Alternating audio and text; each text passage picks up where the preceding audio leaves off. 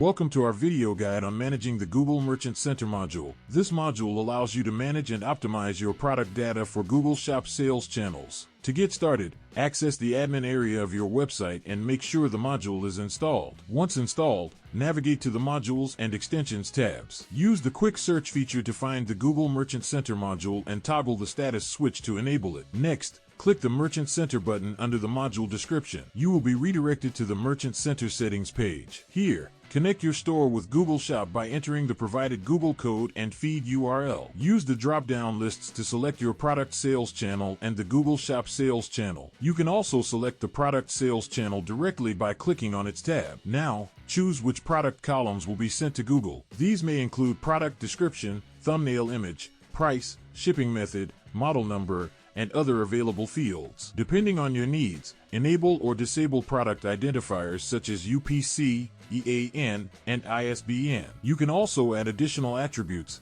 including size, gender, material, and other product properties. Once all settings are configured, click Update to save your changes. Your product data is now configured for Google Shop, helping improve product visibility and sales performance across Google sales channels. Thanks for watching, and please don't forget to like and subscribe.